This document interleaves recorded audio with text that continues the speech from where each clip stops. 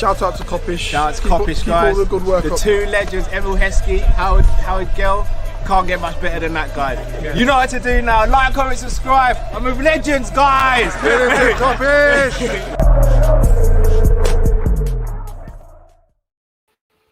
Good evening, good morning, or good afternoon, whatever time you're watching this, lovely people. Hope you're well, and welcome back to another Monday night live show. Hope you're all well.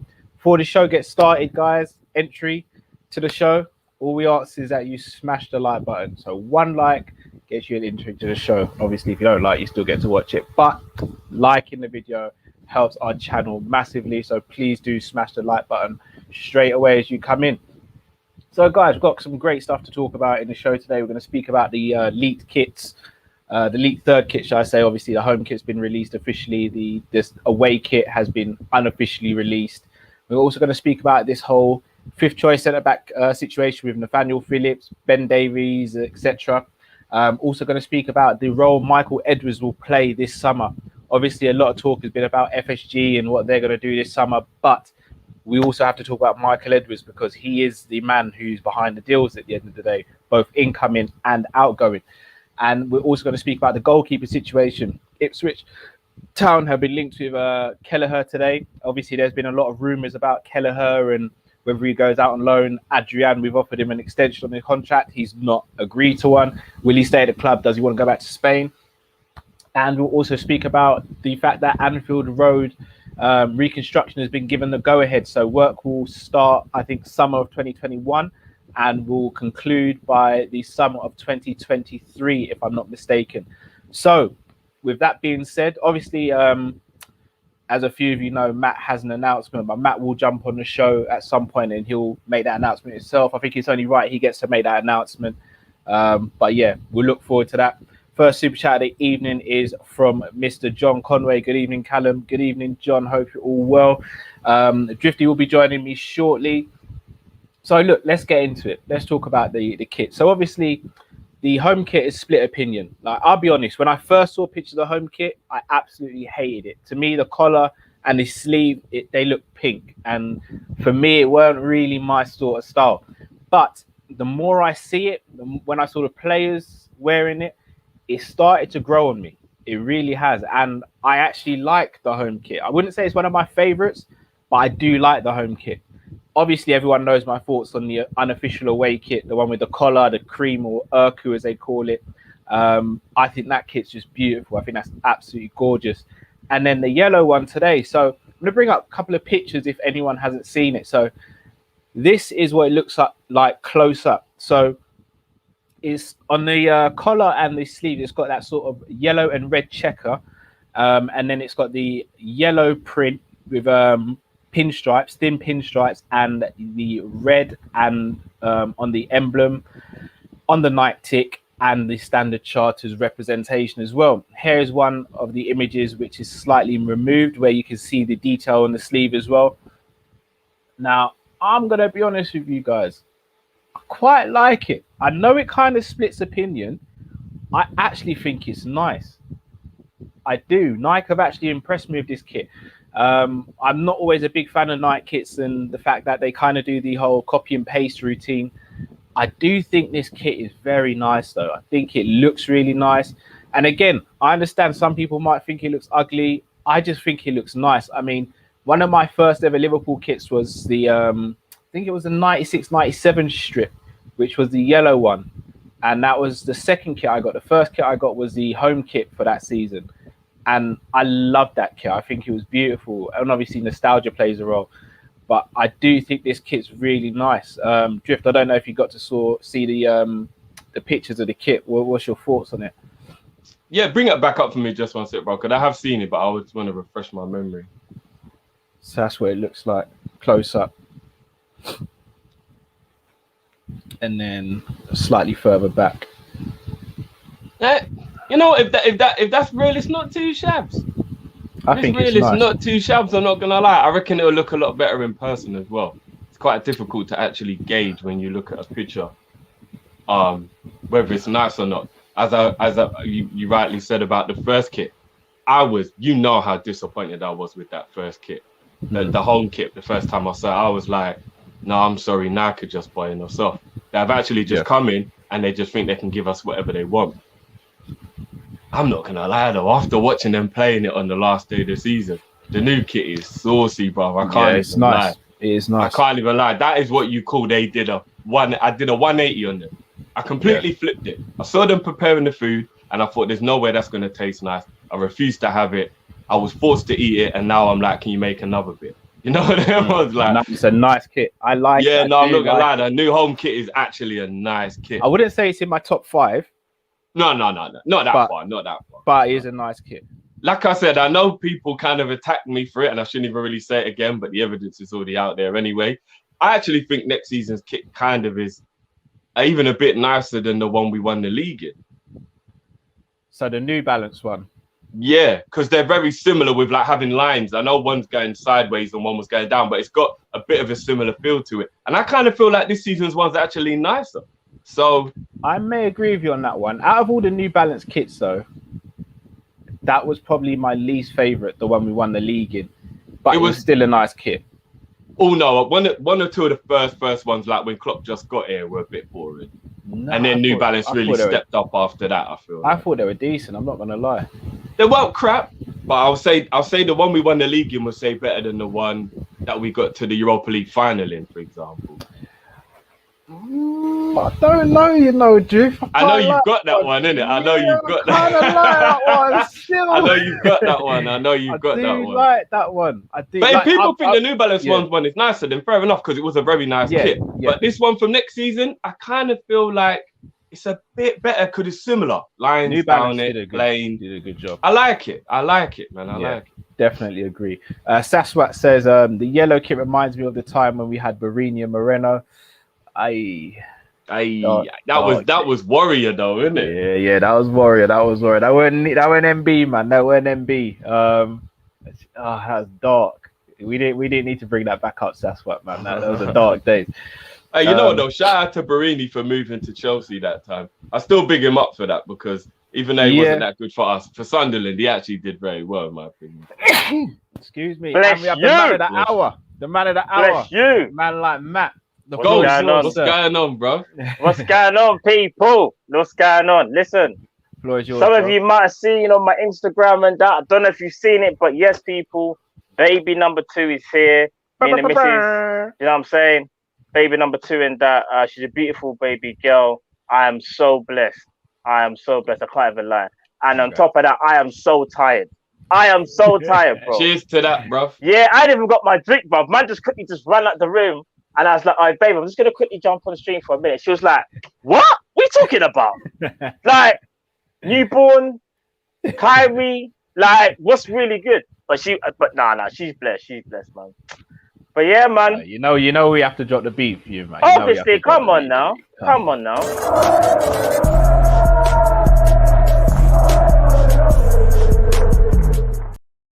No, that's absolutely fantastic news, man. Congratulations. Trust me, bro. I'm over the moon. Now I've got a boy and a girl. And I know some people in the comments are asking for the name. I'm not revealing the name just yet. We're not saying the name, but the name will be out soon. You know what I mean? In due course. But yeah, man, I'm just blessed, bro. Like, man's got a boy and a girl. And like, what can I say? I've completed the set. You know what I'm saying? I've completed parenthood. I've clocked it. Some people might think I've clocked it. Nah, I ain't clocked it. I say that much. But nah, man. Fully blessed. News is coming. People in the comments are asking if the baby's called Nabi. That's it, Nabi. You know, I'm trying to think of a female version of Nabi, or like I can't even think of Nabi. Nabi, Nabita. Yeah, something like that. I don't even know. Some madness, but yeah, man. That sounds too much like a Lupita ripoff. You might as well just call her Lupita if you're gonna do that. For real. That is true. But yeah, man, I just thought I'd pop into the stream and that, but I will be back very shortly, people. I don't know exactly what day I will be back. Obviously, I'll speak to these men and sort everything out, but I won't be gone from your screens for too long, trust me, because what's funny enough, you Cal, is when you called me, yeah, when I came off the phone, this is T. You in a film, innit? You just want to film. You can't help it. And I was like, what are you talking about? I said, listen, I just got a phone call, yeah, from my business partner. There's nothing wrong with that. We're just having a conversation. And she was like, tell her it was Drift you're speaking to still. Yeah. Yeah. That was gonna throw me under the bus, you know. I probably will still. I'm not even shading it. Yeah, I am trying to throw you under the bus, but I'm not gonna. Yeah, I know. What was the bad guy? Flipping, no. Who was the bad guy? But you know what? Somebody's got to be the bad guy. So indeed, someone always has to be that bad guy, bro. I'm sorry, no, I'm joking. But no, I'm not even gonna lie. She must have been. It's warmer out here than it must have been in there. So she must be thinking, "Wagwan," because flipping. The heat is mad. Yeah, the heat is mad. I can't even lie. And today's not even the hottest day, people. It's only like like 23, 24 or something. It's the humidity, bro, that kills you. Always. Yeah, definitely. Because of all the buildings, everything's just clustered in London and that, innit?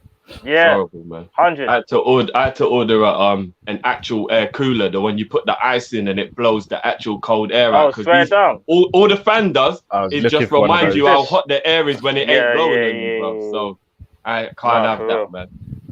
100, man. Bro. But no, let me leave you, man. Still, pleasure, obviously, brother. we're talking that. We will talk people. Yeah. Obviously, guys will talk anyway. But yeah, man, I appreciate that, man. But yeah, man, boy, it's just a madness, isn't it? So when you see me and I've got, look, in fact, I won't even say it. When you see me and I've said I've gone completely bald, you know why? Innit? 2 kids now, you know.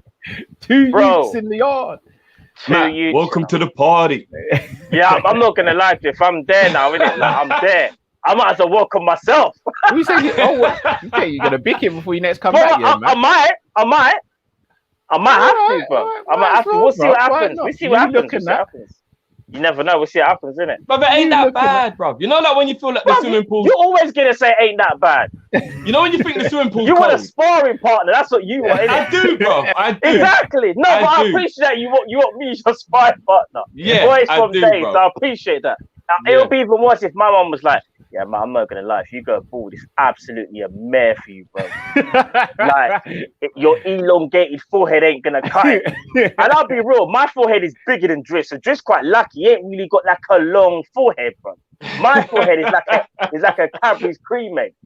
So yeah, we'll see what happens, people. Trust me. You guys have heard it here first. Matt's obviously blessed with a new child, and then obviously he's looking to bick it. So I never said looking to bick it. I never said that. I my said bad. Maybe. Maybe. A maybick. A maybe. Maybe. A maybe. I like that. A maybe. But yeah, man. Bless you, lot, man. Bless you, but bro. Again, as I said before, I'll probably be on your screens, people, like before you know it. It ain't gonna be that long. Obviously, to sort a few things out as people know when you're a new parent and whatnot, and when you have a new baby, you know what I mean? So you just gotta make sure the missus is all right as well, and little one and little two of them as well. So just make sure things are in order, and I will be back. I might even be back this week. Who knows? Just saying. Nabby Bickersette. I like that. Nabby Bickersette. Hey, madness. But yeah. Yeah, bless up, man. Love cool. people. We'll talk in there, guys. We'll talk. Yeah. We'll talk after the show. We'll talk after the show, there, guys. Yeah, nice. In a bit, you man. Love people. Peace. John Conway, congratulations, Matt. Indeed, congratulations to brother Matt. Genie Houdini, which was the better outside the box goal, Sturridge v Chelsea or Salah v Chelsea? Ooh. For euphoria, Mo.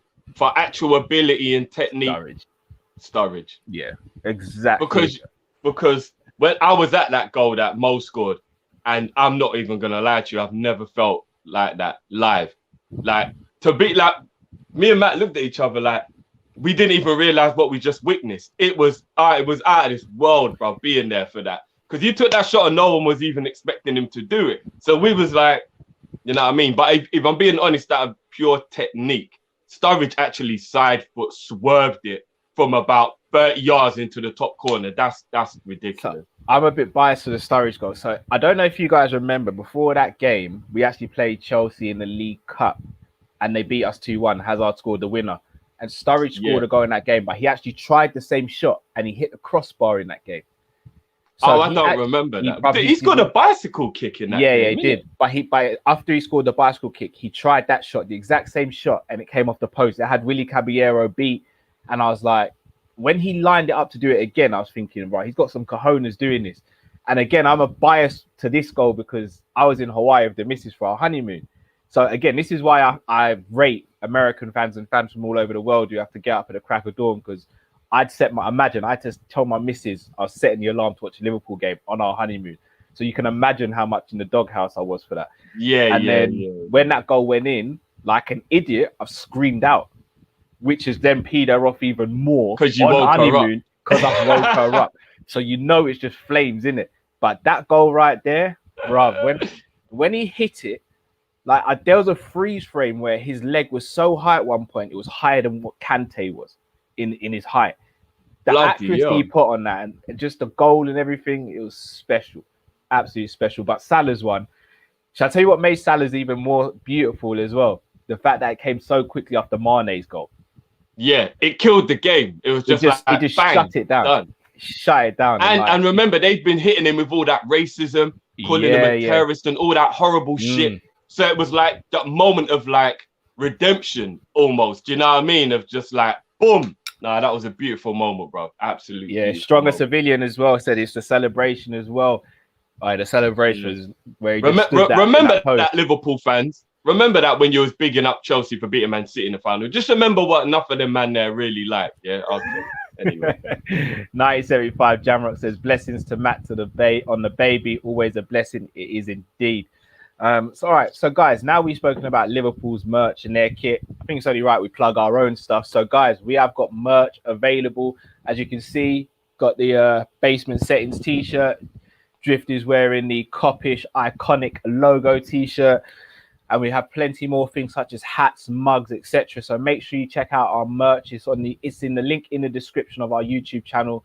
Go check it out. See what you like. And that t-shirt you've got on, Cal, won't be available for much longer either. Well, is it the end of this week? It comes off. Yes, the end of this week, bro. So if you want it, you got to grab it while you can, guys. Literally up until Friday. So we'll actually be taking it off the site before the Friday night live show where we do the Kopish call-in. So guys, you've got up until Friday to get the basement settings t-shirt limited edition, and then we'll be releasing another limited edition t-shirt, so make sure you look out for that next week as well.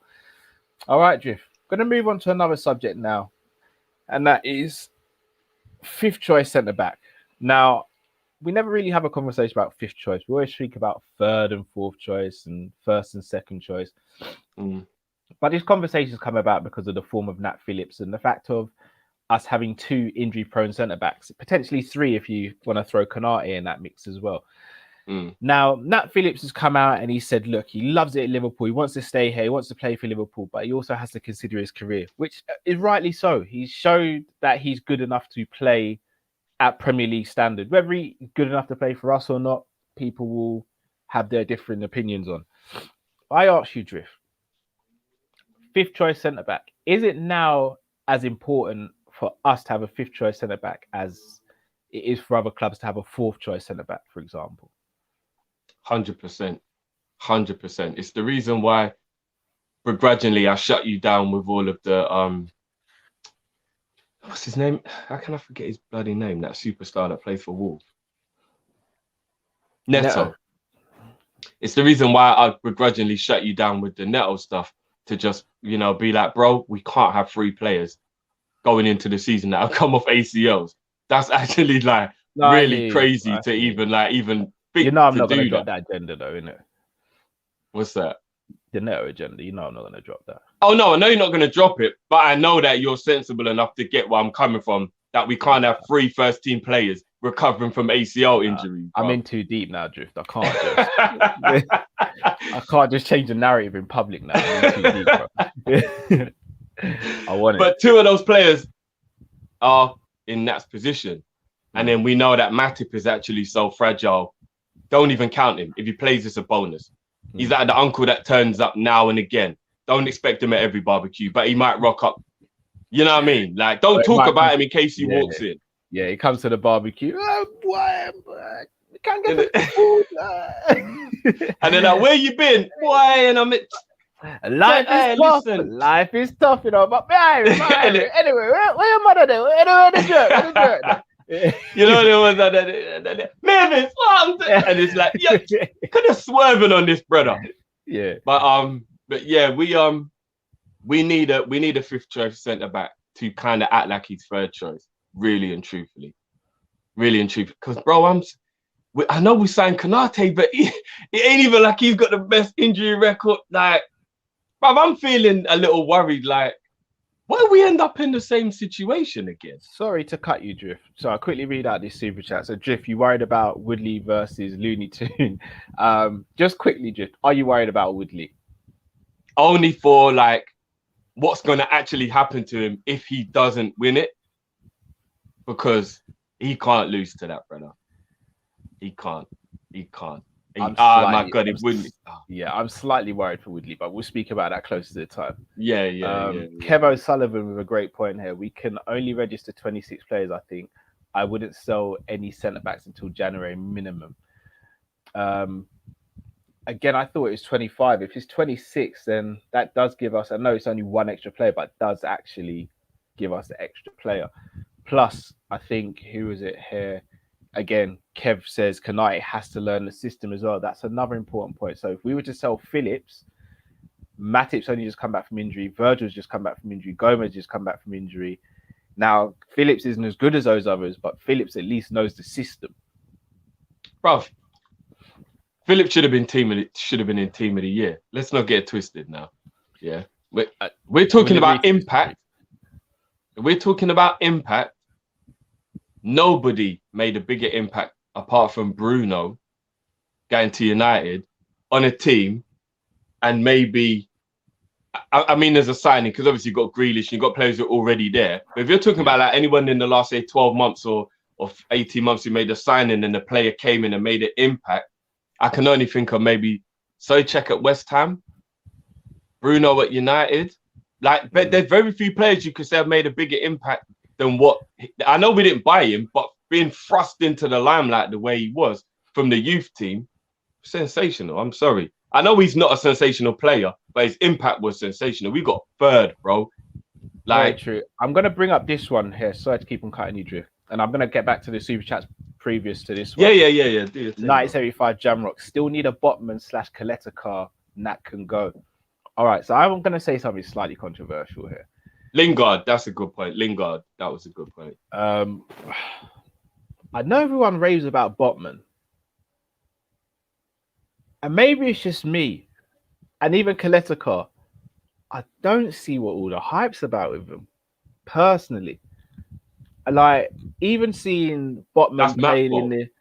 I know, but even seeing Botman playing in the Euro, under 21 Euros, and Ikone, who's a very good player, someone we were linked with, who's a very good player, spun him easily. And like, Botman gives me Vidic vibes. He seems like he can be dominant, but you can get at him. And they're good, but I think everyone like feels as though Botman would come in and he would just transform our defense. Whereas I think he would struggle in England for a little bit, if I'm going to be honest. I don't know. Maybe it's just me, but I definitely Coletta, I think, isn't right for us. But Botman, I can understand he's young. So that's probably what the allure is with him. And he has played well for Lille this season. But another thing people seem to forget, the common denominator between players like Botman, Lovren when he was playing well at Southampton, Jose Font. He may not be a special centre-back, but the guy knows how to organise and lead. So you see when he plays, automatically whoever plays next to him, their level goes up because he just knows where to be, knows how to organise. We've even seen it for Portugal. Font is a good defender. And again, I don't want to make this sound like I don't rate Botman at all. He's good for his age. I just don't think he's that player that everyone seems to think he is. I don't know if you agree. I know Matt's going to be throwing something at the screen right now, me saying this. But I agree on Botman. I agree. It's the shiny toy. Yeah. and again, I'm not going to sit here and say Nat Phillips is better than Botman. I'm not going to say that, but I don't know. To pay I'm not 30 sold. million when you've got a player that you don't even know if the guy you're buying is better than, kind of thing. To be fair though, 1975 Jamrocks just shut me down and says it's just you. You can add Per Schurz to that list. Here's the thing: I don't even rate Per Schurz that high, but I think Schurz is better than Botman. So again, it's just me being very naive and silly. No, do you know what, brother? And again, I know people are going to think that I'm being stupid, or in the past I've said this before. It's why when it comes to defenders, I kind of like Premier League proven players. I'm not really that fond. And I know you can go and get world-class defenders from around the world. Of course you can. We've done it plenty of times of like Hyypiä and Agger and stuff. But I like the idea of knowing that the player is already good in the league. And again, it doesn't mean a player can't be good. I hope Konate goes on and proves everybody he's every bit as good as what we think he can be. But I find it mad that people will like frown at a Tarkowski or even like your guy Ben White, or like I don't know, like, you know, or Ben White. What's his name again? Who plays with Ben White at Dunk. Right, yeah, Dunk and players like that. I get they're not athletic in the way that we need our players to be, but like they know how to defend and they know the Premier League. And I just kind of feel like defense is the hard position in our team. And I would rather a guy that already knows. That's why I wanted Soyuncu, because he knows how to play in the Premier League. Do you get what I mean? Yeah. I feel like the Botmans and the collector cars, as you said, bro, it is a huge risk of them adapting to playing in the Premier League. See, one thing I will say, I'm not as big of an advocate on this whole Prem proven thing as you are, Drift. Like, I get the notion of it, but I've seen so many players come from outside the Premiership, whether it be the Championship or from different leagues, and do well. That I think the Prem proven thing's a little bit of a myth, personally, because we only in defense, by the way. I don't feel like that with midfield and attack. It's only defenders. I feel like I like them to have already played in the league. Do you get what I mean? Yeah, I mean, I hear you. It's just for me, it doesn't have that same emphasis on it, because I think the Premier League is moving to that European style of football. Yes, there are different styles of football in every country, but all the teams are starting to try and play that similar type of football. Like, how many teams in the Premier League don't try and play out from the back anymore? Like, before, it used to be just 2 or 3. Now every team apart from maybe Burnley and West Brom are doing it. So it's like, even though, yes, I get what you're saying, you want someone who you've seen in the league. Again, the reason why I look at someone like a Duncan, I think he's good where he is, but he might not work for us, is because he's used to playing that low block. He's not used to playing on the halfway line and having to chase fullbacks and cover for fullbacks and all these things. Whereas that's true. In another Phillips league, is very similar, and he's done well in our system. Not very true, very true. So it's half a dozen or 1/6 of the other. Obviously, your point is definitely valid, and maybe I am. That's what I'm saying. I'm not making it a factual statement. I'm just saying what makes me feel comfortable. Like, if I heard we're gonna buy a collector car or we're gonna buy Botman, they feel like shiny new. They're coming from another league and rare, and I ain't seen this guy and I'm all hyped up. But I would genuinely be way more happy if I heard we were gonna go and get Lewis Dunk. I'll be like, do you know what? I know the man is good. I know, like, I ain't got no problem. To be 4th choice, I ain't got no problem with that. Cool, because I know that Dunk can organize. He's a leader. He's strong. He knows what he's doing. He knows the league. He plays in a team that play up on the back. Like, I know he's good. I know he knows what he's doing. 4th choice, boom, cool. Let's roll. Do you know what I mean? More than collector car, where I can't watch highlights and a couple of games here or there and then make a judgment on whether he's going to adapt to the Premier League. I just can't. Very true. I'm gonna get through some of these super chats. No doubt what we said is probably split opinion, but again, I think it's a good conversation to have. Gary23 said, congrats, Matt, on the newborn baby. Indeed. Himanshu says, Chelsea seriously in for Haaland. Damn, man. Yeah, we'll speak about that in a bit. Promo says, I know we shouldn't judge players based on international performance, but Sancho, Botman, and Aouar look average. Grealish even balls under Southgate. Everyone knows about me and Grealish. Hossam Aouar is another player that I've openly said a few times. I think it's a bit overrated. I'm not gonna lie. I think Aouar goes in the Werner bracket for me. No, that he's not talented, but I think he's been gassed up a bit. I do as well. 975 Jamrock says sometimes it's just your unconscious bias. See Daka. I wouldn't say that's necessarily fair on the whole Daka thing. I've watched Botman quite a few times, and same with Kaletka. I've just never been that impressed. I've never been impressed to the point where I'm like, we need that player. Like I think they're good. I just don't think we need them personally. Genie Houdini says, I'm hoping our yellow kit will turn that into the Flash because nobody will ever score against us. If he added pace to his game, he'd be unstoppable. Pandori says, switch on the stream and Drifty talking about centre backs. Maybe go and get Dejan back. Haha, hope you're well, brothers. Bring on the Prem next season. No, we're not getting. No, Dejan's too busy winning trophies. You don't want to come back. Right? Here we go. 1975 Jamrock says you wouldn't have said the same thing about Fofana. I don't get what you mean. Just clarify that in terms of. He's probably talking about me saying come from Lee. And there are examples. Diaz came in and did well. There are examples where it's worked. I'm not saying what. I'm not trying to be some Nostradamus and act like what I'm saying is factual and look into the future. No, I know you can. We've done it ourselves. We went into a little old thingy in Holland and got Hippo, who's one of the best centre backs that's ever played in the league. I'm not acting like it can't happen, but for where we are right now of wanting the player to hit the ground running, I just feel like we need to buy a player that's got a better chance of hitting the ground running. Yeah. And I feel like a player that's already played in the league has that opportunity. And we got to remember as well, Fofana you can tell he's a talent. There is no doubt. But he had way less pressure going to Leicester. If he'd have come to Liverpool, that pressure looks different. Yeah. Our shirt weighs heavy. You know it ain't like that, man. When you come to Liverpool, like going to Leicester and learning your trade is easy in comparison to Liverpool. Like it's a totally different game. But no, Fofana's Diaz, perfect example that you can come to the league and you can bust it up.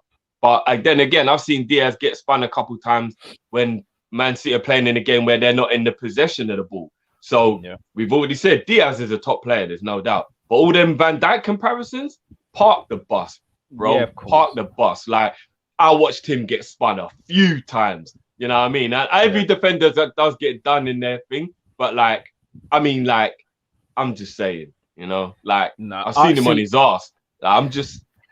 I'll be real with you. I rated Diaz before he went Man City. Rated him highly. And I still rate him highly now.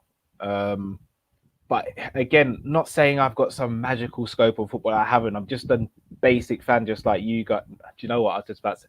I'm not going to use the word basic anymore. I'm just a fan like you guys.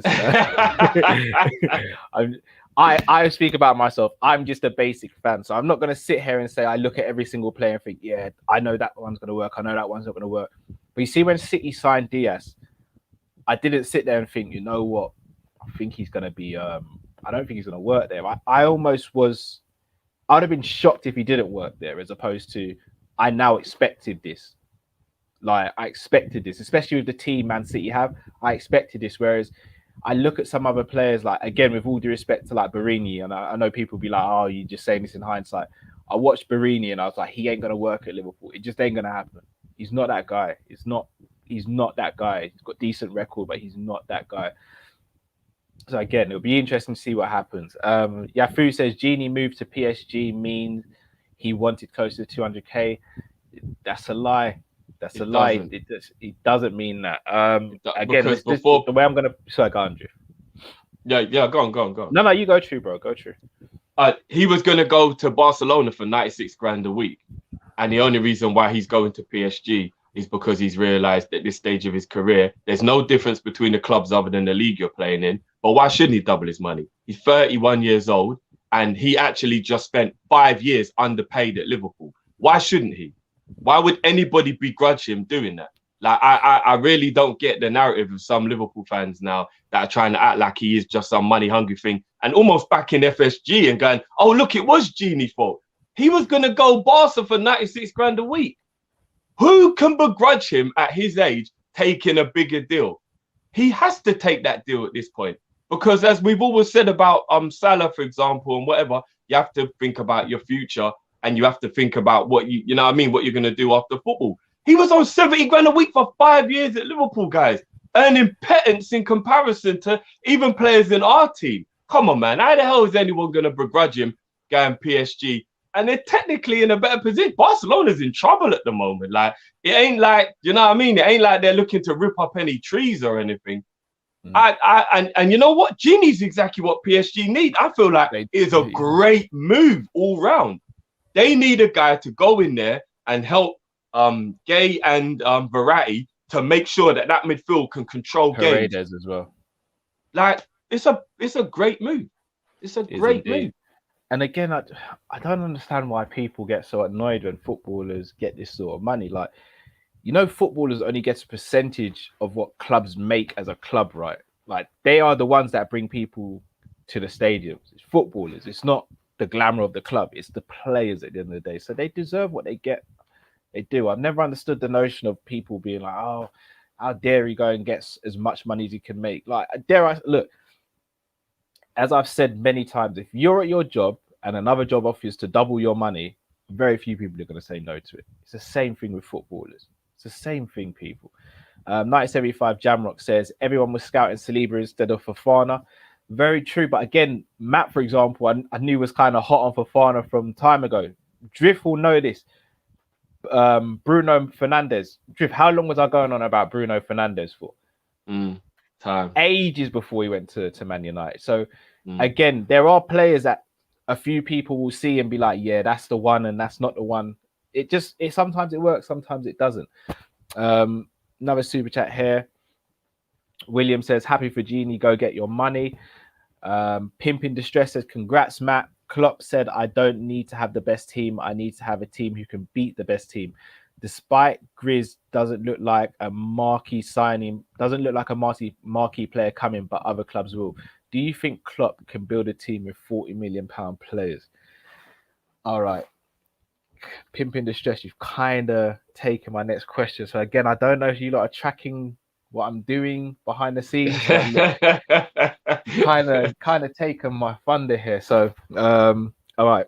I'm going to try and slightly rejig this question because I think that's a fantastic question. So I'm going to add two parts to this question as well, Jeff. So first part, I think we ought to answer Pimp in Distress.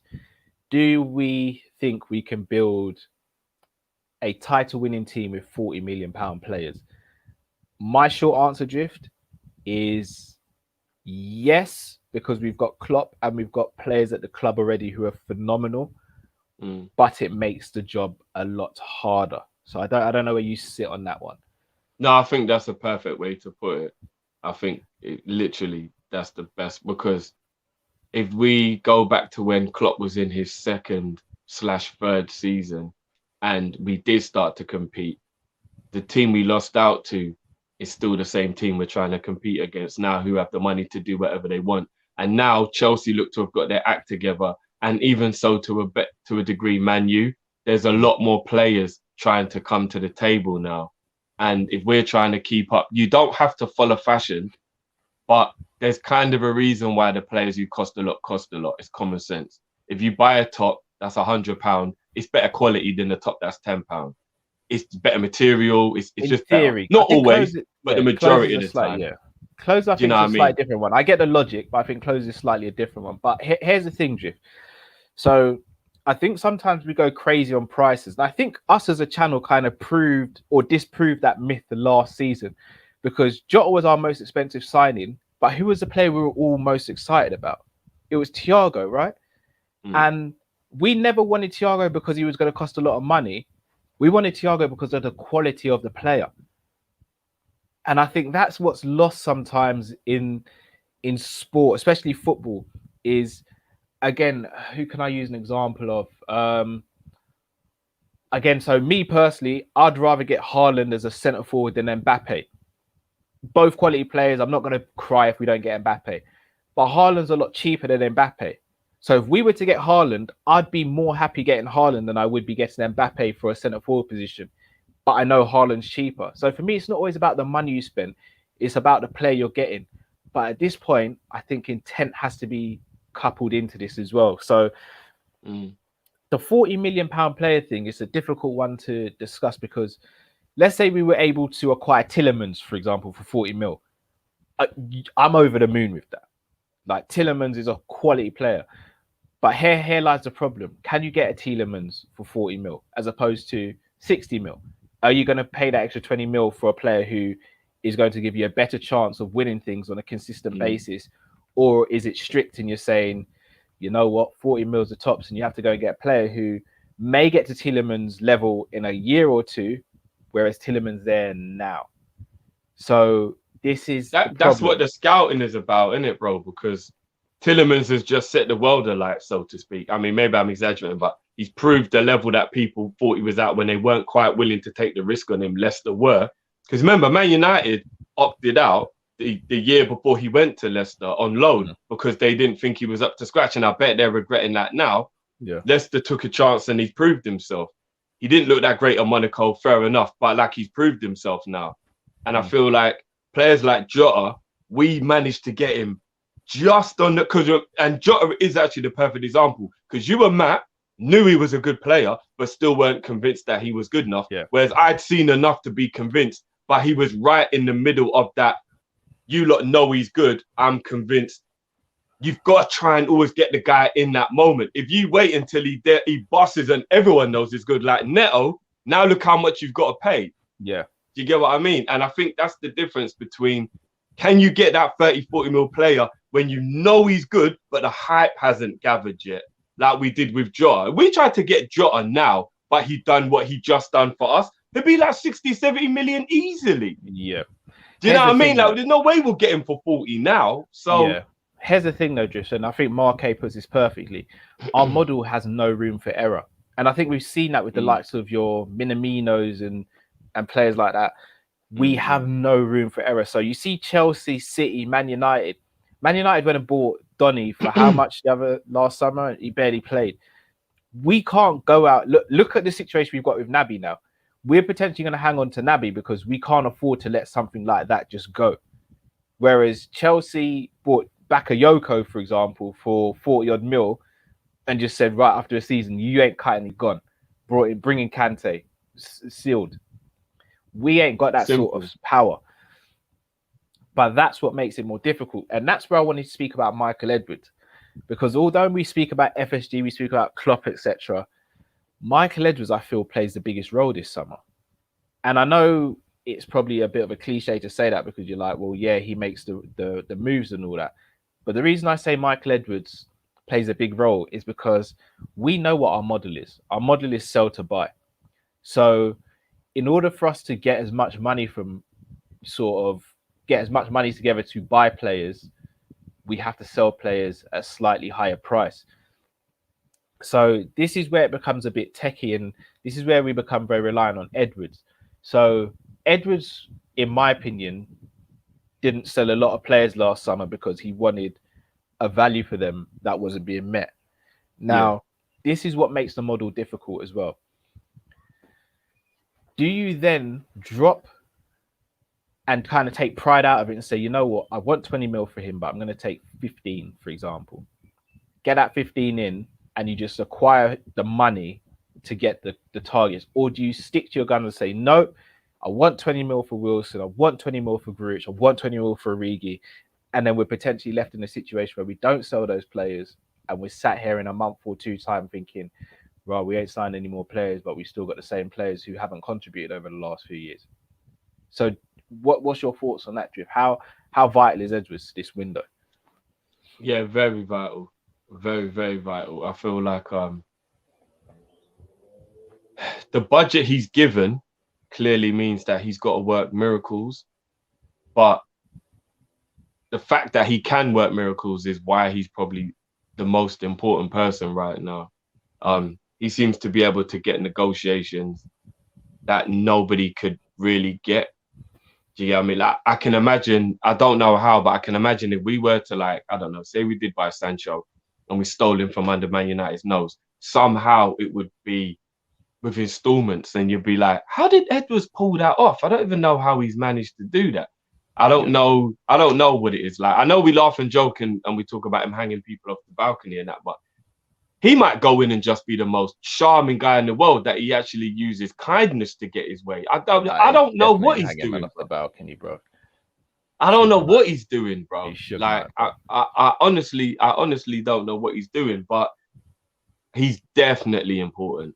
Arguably, maybe the most important. But actually, no, FSG will always be the most important, because how much money are you actually going to give us to work with? At the end of the day, the budget is always the most important part, because then you structure what you're going to do based on your budget. But if we work off the budget that we usually get, which is, let's say, maybe 10 to 20 mil. Before player sales. Yeah, then Edwards has got a massive job on his hands. The one thing that I don't know whether this is Edwards or a collective effort, but the one thing that I don't like is, as beautiful as the model is when it works, it's really ignorant at the same time. Explain why you mean that. Every time I come to your house, within 5 minutes, I expect you to have already put a drink in my hand and ask me if I want something to eat, right? And people will come round and I'll be like, "Oh, Drift always has a drink, Cal. You ain't even offered me one yet." And then you're like, "Boy, like, I know how it goes, innit? Like, that's how Drift is. Like, I know how it goes." Just to clear up, that's not how it goes. Oh yeah, of course not. Of course not. Well, man, start thinking Drifty's got me under the thumb. You get what I'm saying? But then flip the script now, bro. And it's the third time you've been to my house that month, and you're starting to realize I don't even offer you a drink, bro. But every time I'm at your house, within 5 minutes, I expect a drink in my hand. Yeah. There's gonna come a point where you're gonna be like, "This brother's ignorant." Like, hold on. Like, we've got to negotiate for this to be like a two-way thing. As in, if you get how important it is for you to get a drink when you come to my house, then you've also got to understand that it's important for me to have a drink when I come to your house. And I feel like our ignorance, whether it's Edwards or everyone else, takes it too far, because we go and hustle with these teams and we barely want to give them any money, and we're this and we'll pay you this over this amount and rare. And then when these teams come to us, who have less money than us, by the way, we're like, no, ain't having it. No, if you ain't paying it, you ain't getting him. And I'm like, there comes a point where it's ignorance, and you've got to realize, right, you're hustling everyone else. Let a couple other people have a little hustle as well. Like, you can't be like that, because as you said, bro, then you end up with an asset that ain't worth as much as your thingy, and you're cutting off your nose to spite your face anyway, bro. That's business though, Drift. That is business. It is, but you've got to be a little bit flexible in business sometimes. You can't always just be razor cutthroat, bruv. Like, if we didn't let Shaqiri go for 50 mil last year, if we only get 10 mil this year, Shaqiri barely did anything this year. It would have been better to have got 15 mil last year and not pay him wages for a year. Do you get what I mean? Like, you can't keep cutting off your nose to spite your face all the time. Naby, get rid of him now. He'll only have 1 year left next year. How much money are you going to get for him? I don't care if 20 ain't a lot because we paid 50. You might only get 10 next year. Take the 20 now. Stop hustling and being ignorant, man. Take the 20 now. You have to balance it, bro. And I feel like we're a bit ignorant in that way. I think you put that really well. I mean, I think the key to it is flexibility. And look, there's always going to be difference of opinion on the model. And I'll be honest, I'll just speak for myself. I don't like the model. I get the model, but I don't necessarily like it. I think it works sometimes. Like this summer, the model could work brilliantly because we've got loads of players that we need to actually shift. So the model could work brilliantly. But let's say, for example, we get rid of all the players we need to get rid of. What happens next summer? What happens next summer when we need reinforcements, but we don't want to sell anyone? What happens then? So then we don't get anyone. So there's my flexibility. So here's the thing. Have we got a model that is doomed to fail? 100%. But is it though, Drift?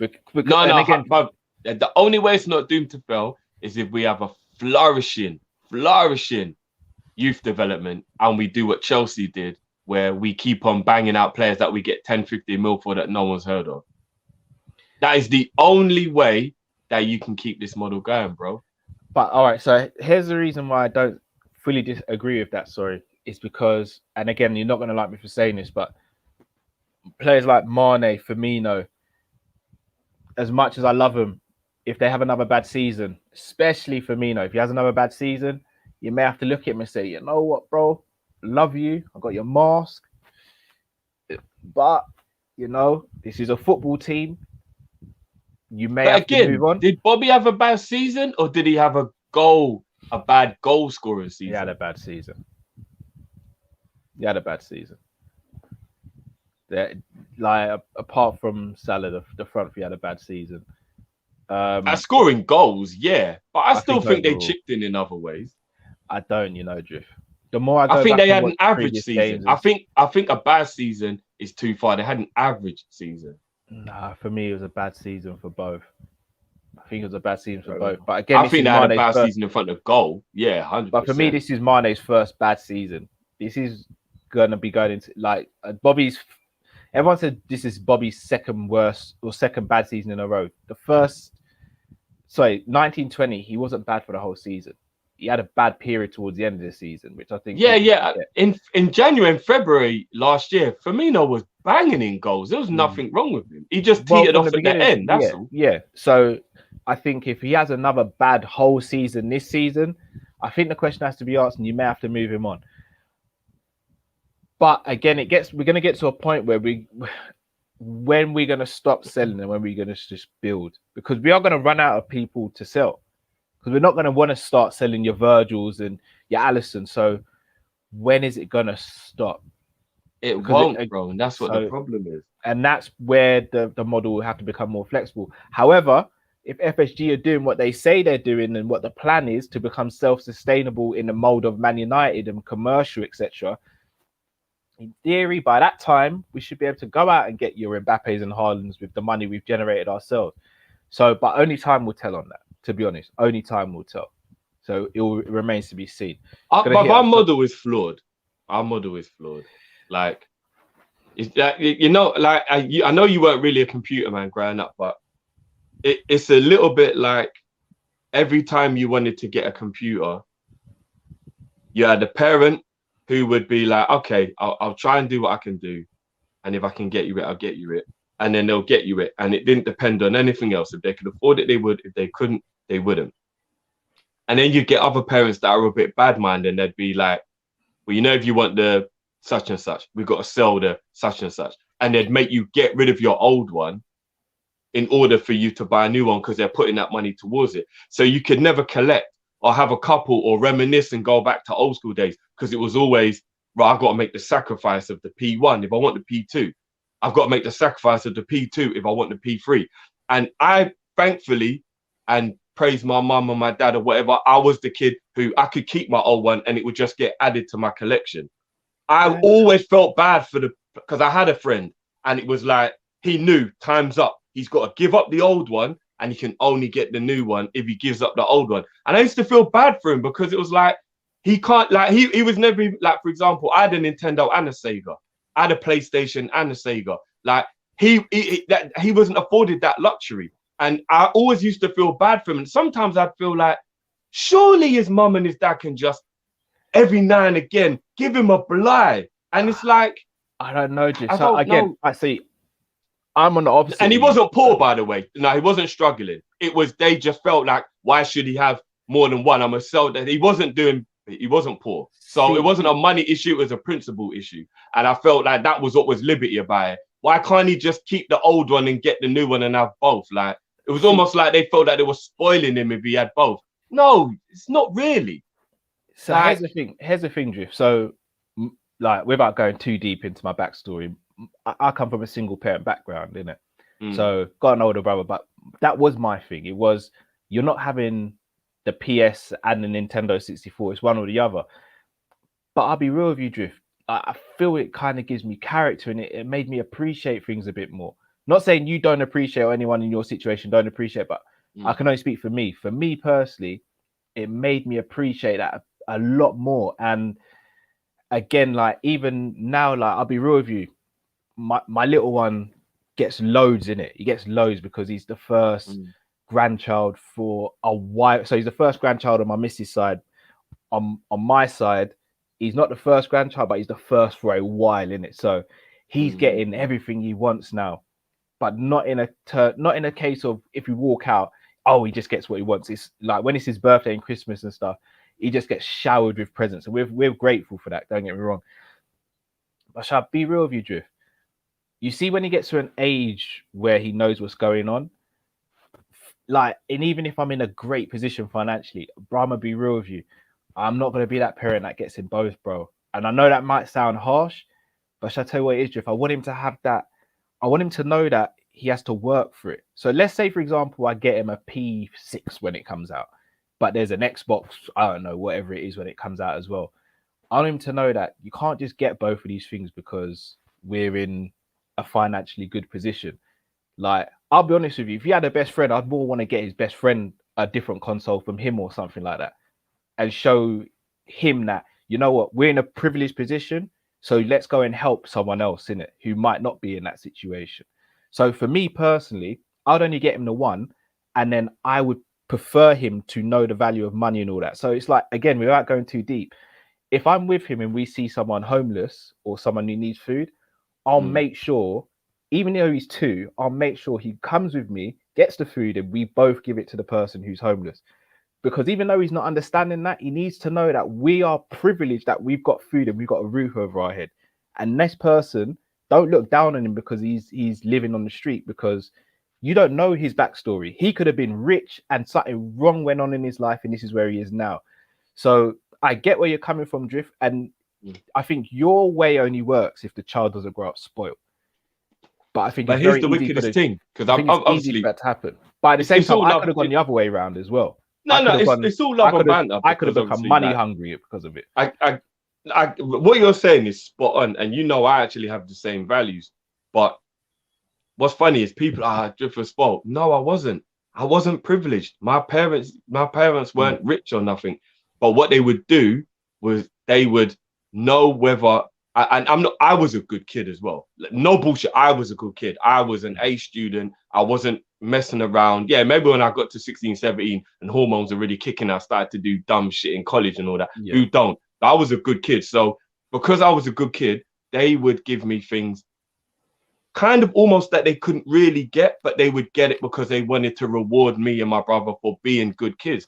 I'm not talking about at the same time. I'm talking about a collection over time. Like if I got a Nintendo this Christmas, I might get a Sega for the birthday after the next Christmas. So there's like 18 months in between the two. It ain't like I'm getting it all at the same time. No.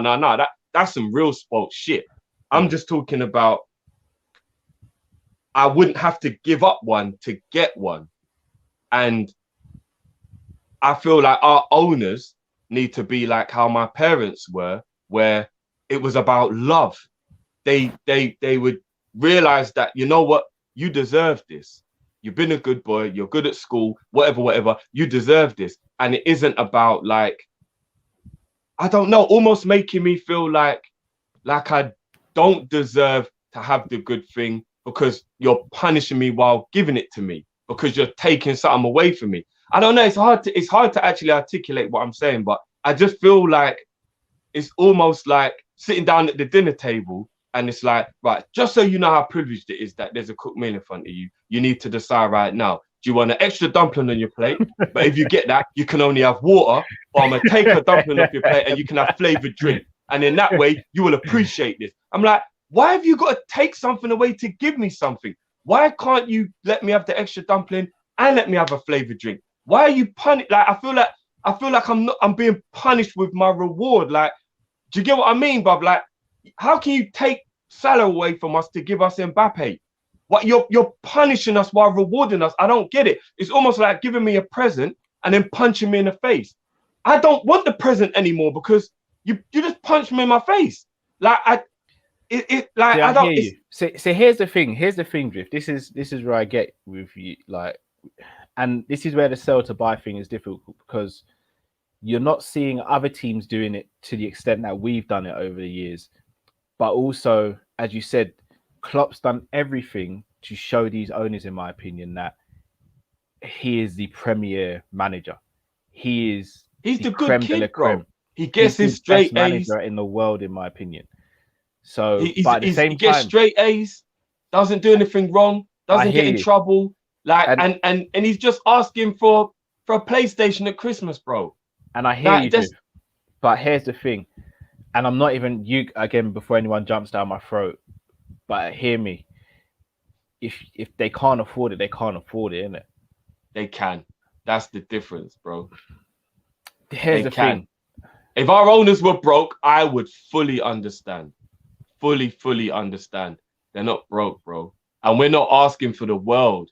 We're asking for every now and again, just put a little bit extra in to help the model not fall apart. Just every now and again, just put a little bit in. It's a little, you know, so I hate trying to do, because I know it can get boring with analogies, but put it like this, yeah. If I gave you £15 for your week's pocket money, but within that £15, you also had to get to school, paying to get on the bus, and you needed to buy lunch while you're at school. And I don't know, you lost a £5 accidentally on your way home on Tuesday, yeah. And you knew now that meant probably on Friday you might not be able to get to school because you've lost that £5. If your parent turned around and went, "That's your fault, you lost a £5, walk to school," you'd be like, "Bro, like I know I had a budget and it is technically my fault I lost a £5, but right, you're gonna make me walk to school? Like, you're not just gonna drop me I'm sorry I lost the £5. Like, you're not just gonna drop me a £5. No, walk to school. You knew your budget was £15. You fucked up. You lost the £5. That's on you." Bro, how harsh would that be? See, that would be harsh. See, I wouldn't do that. But that's what I feel like FSG do to Klopp, though, bro. I feel like he's like, "Come on, guys. I know I've worked within this budget, but like, can't you like, look, man, we lost out. Naby didn't work.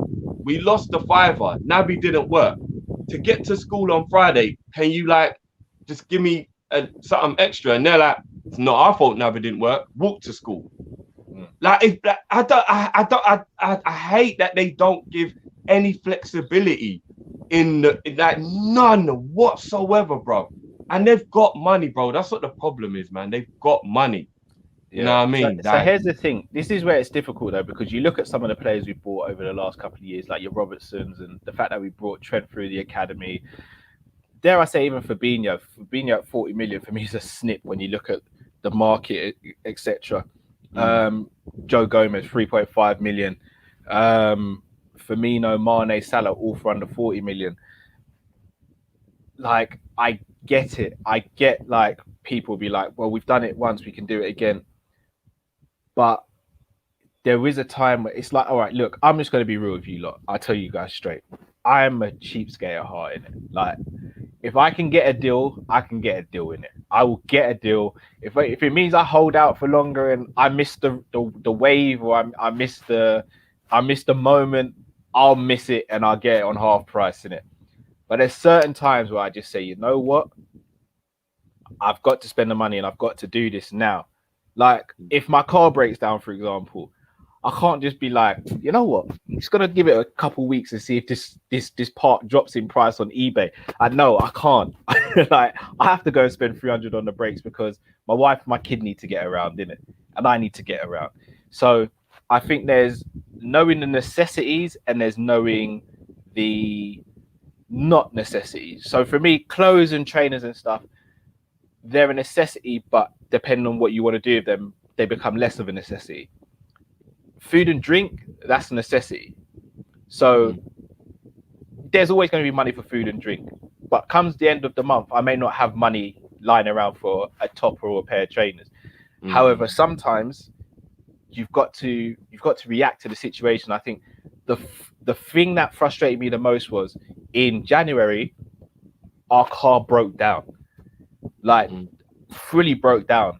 And instead of saying to Klopp, right, here's the money to go and fix the car, they said, go to the second hand and just find some parts and get it through the rest of the journey.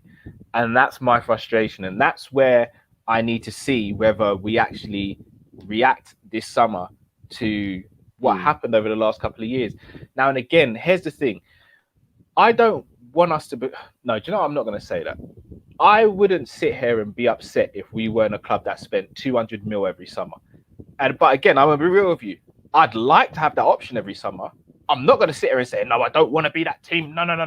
No, I do want to have that option every summer.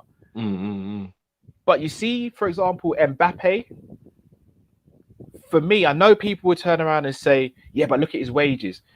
But if we're a business model-minded club, Mbappe fits the age profile, he fits the commercial profile, he fits the footballing talent profile, he fits the profile of a Klopp attacker who's versatile.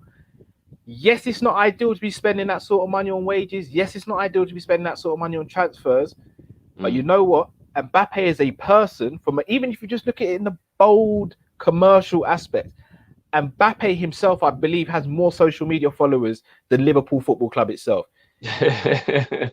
and it sounds like it may come across as social media is not everything. It's not everything. It's not. I'm a social media manager. It's not the be all and end all. It's important though, obviously. But you see, from a commercial aspect, for me, Mbappe funds itself. We get Mbappe, it pays off for itself within a year, in my opinion. Bro, and then for the next Ronaldo's 3 years, the perfect example. Beckham's another one drift. Beckham's another one. You hit the nail on the head. Ronaldo, Beck's, bruv. Remember Beck's went for 23 million, and that was big money back then. Yeah, big money back then. Yeah. Bro, within a week or two, Real Madrid had made that money back. Bro, go and ask Juventus how much money they made signing Ronaldo. Exactly. And they paid 100 mil for a 33-year-old. And they made that money back.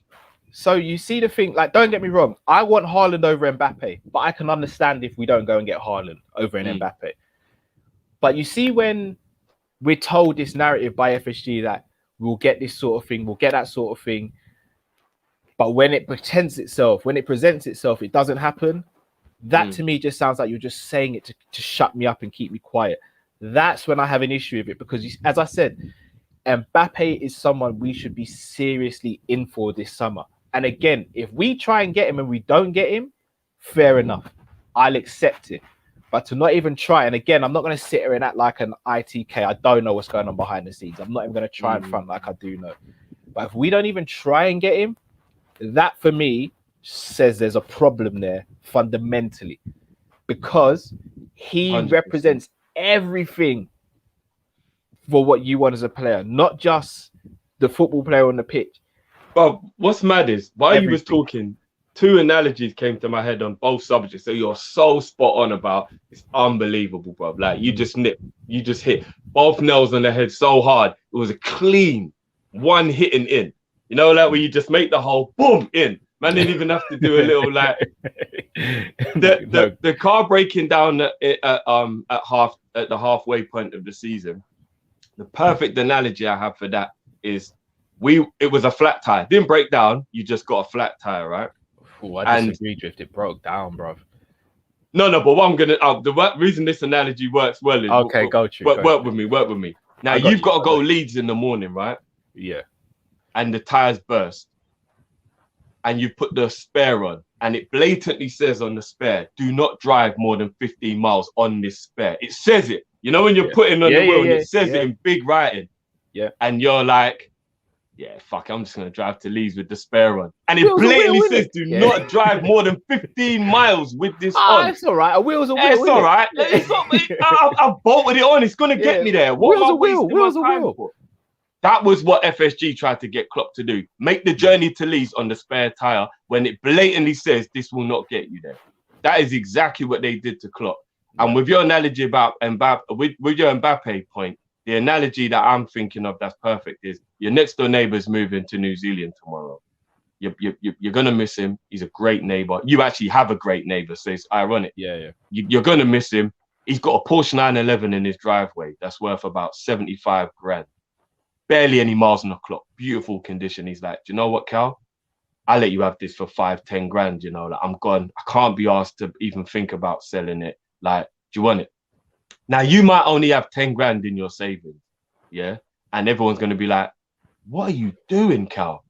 But you're like, guys, I can shop this for 40, 50 grand anytime I want. And in the meantime, I'm going to drive around town with the top down in my Porsche 911. Are you crazy? I never thought I'd own one of these. And then when the missus goes, all right, you spent enough petrol money now. I'll be like, no, babe, you got a point. I'll sell this for 20, 30 grand under the value, and I'm still going to make mad profit on this. That is the Mbappe thing. Bro, we get him for 100 mil. Do you know how much money we can sell him for in 2 or 3 years if he bangs in the Prem? While we've made money the entire time he plays for the club. Remember, he's got 1 year left. That's like the trip to New Zealand. You've got to sell for cheaper. He's got 1 year left. They don't sell him now. They get no money for him. You ain't going to sign a new deal. They get no money for him. So they kind of have to take what you want. He's a £250 million player that you can get for about 100, 120 now. Yeah. Why not? Even if you know in 2 or 3 years you're going to shot him, why not even just do it thinking of the future investment that you're getting? Real Madrid will pay money for him at any point. It's killing Mbappe. We can get our money back like that. Anytime you want your money back for Mbappe like that, there is never going to be a qualm about it. And you're going to make all that shirt sale money. You're going to make all that merchandise money. And you'll probably make a lot of prize money because we'll probably fucking win things while he's here as well. Why not? Why not? And you'll please your manager. Why not? Imagine what your neighbor would say to you. He's like, Cal, 10 grand, the car's worth 75 grand. You don't want it? Nah. Cal, the car's worth 70. I just ain't got the time to sell it. You don't want to just give me 10 grand back? Nah. Bro, I would slap you in your fucking face if I found that out. I will slap you in your face, bro. I'd be like, bro, at the very least, you should have showed me and I would have given you half the money and we share the profit when we shot it. Do you get what I'm saying? And we get a private license plate that says Kop-Ish 1 and we roll around town for a month, bro. So what? You get what I'm saying? Like, bro, I'm telling you, it makes no sense, bro. You hit the nail on the head so perfectly, bro, with both of those points. It's a joke, bro. Remains to be seen. Couple super chats now. So Gopa says Mane is still on 100k. FSG underpaid our players. I think he's on 100k basic, but he's heavily incentivized though, as far as I know. But that's another conversation. How are the contracts going to start changing with that? Are they going to start becoming less incentivized and all that stuff? Yeah. Well, imagine Genie had to watch everybody get a raise after that Champions League final. And he never got one. And if I'm being honest with you, that was really horrible because he was instrumental in our success over that time. And he watched everyone get a new deal apart from him. That's fucked up, man. So it's nothing like a cold apple juice, man. That just hit us. Nah, a cold Magnum, bro. I'm not gonna lie, my Magnum is warm now, bro, because it's been sitting in this warm cold AJ, man. 1975 Jamrock says 100% yes. You scout well and you take advantage of teams in financial trouble. If you get 5 quality £40 million or €40 million players in the right position, it equals a title. Again, I get the sentiment, but sometimes you do have to spend slightly bigger than you want to as well. I think it's a case of balancing. You can't just be rigid in one approach, in my opinion. I think you have to have that flexibility. Selection says Klopp can definitely build a competitive team of 40 to 50 million pound players. He's done it before. Look at what we paid for Salah, Mane, Firmino, etc. Again, I agree. But then again, I'm going to flip that back to you guys and say, we had Salah, we had Mane, we had Firmino. When did we actually become a title challenging team though? When we spent the big money on Virgil and Alisson and Firmino. So again, I fully get you. Mane, Salah, Firmino, phenomenal. But let's not forget, we had to break the bank for Virgil, we had to break the bank for Alisson, and we had to spend big on Fabinho at the time. And they were the ones that took us over the line. So Mane, Salah, Firmino, they laid the foundation, but Virgil, Ali, and Fabinho said, right, now we are the boys to mess about with. 1975 Jamrock says Juventus made a 70 million euro loss for 4 years straight. I didn't know that. What, on the Ronaldo signing? That wouldn't even make any sense. Oh, in general, yeah, but that's because there isn't a lot of money in the Italian league at the moment, unfortunately. That isn't because they bought Ronaldo. I remember at the time when they bought Ronaldo, there was a report that came out that said that in terms of like the overall, like the way the stock shares went up and the merchandise and all the things that happened. Apparently, they made like 70 million back on Ronaldo within like a month of him signing for the club. That must have something to do with other stuff. That's not about Ronaldo itself. It can't be. Another super chat here. 1975 Jamrock says, what budget was Edwards given Drifty? We don't actually know. Pimpin' It was a very low one. Reportedly. Bro, he had to pay 5 million to Bayern and 9 million to Wolves for the 2 players that we signed, and we had to sell Lovren to pay for Tsimikas. There's no way he was given a big budget. Like common sense, sometimes you actually just have to use common sense, even if you don't have the actual answer. If we all go for a night out and I don't have any drinks at all that night, but then someone offers me a drink and I take it, I clearly couldn't afford to buy a drink. It wasn't I didn't want a drink, I couldn't afford one. I never told anyone I can't, but it's obvious, right?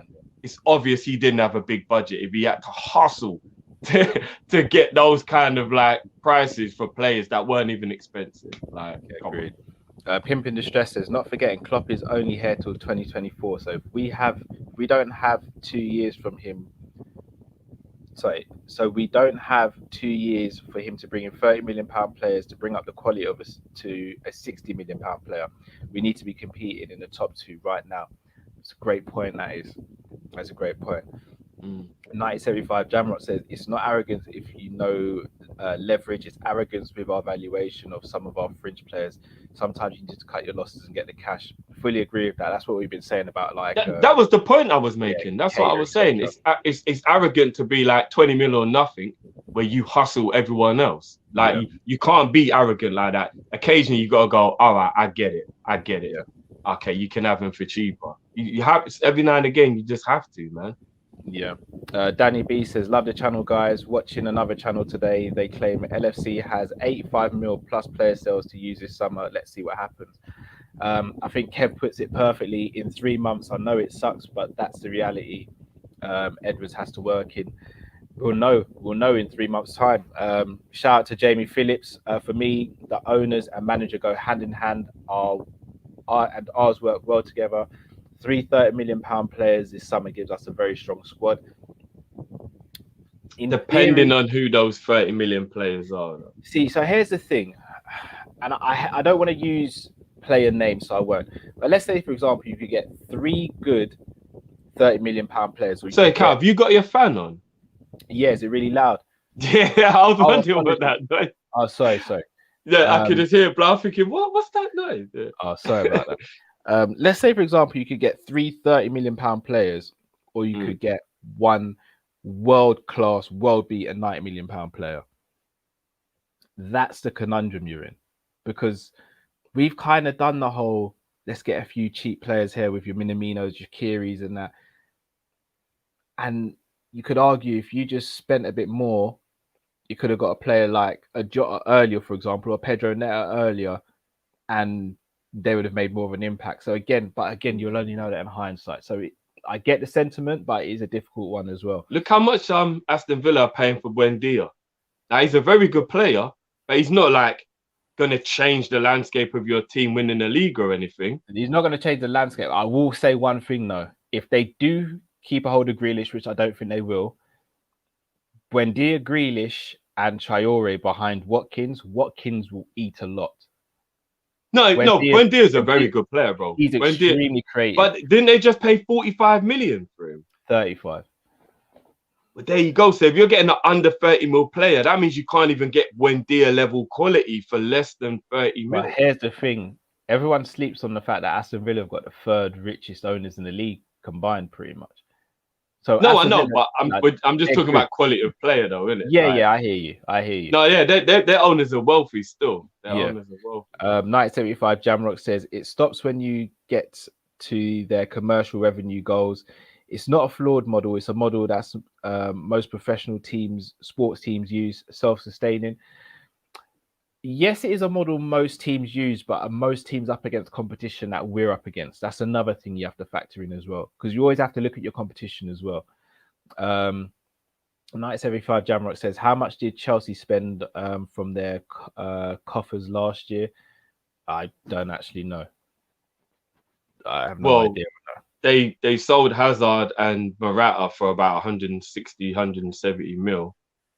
But they paid 60 for Pulisic, they paid 45 for Kovacic, and that was during a ban.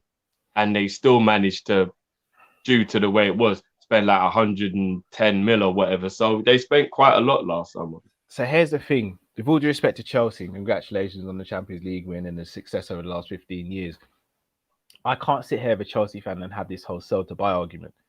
You can do sell to buy now because you spent however much in the past to get yourself. Yeah. So having a sell to buy argument with a Chelsea fan doesn't really hold weight with me right now because your past negates that because you put yourself in a position to do that now.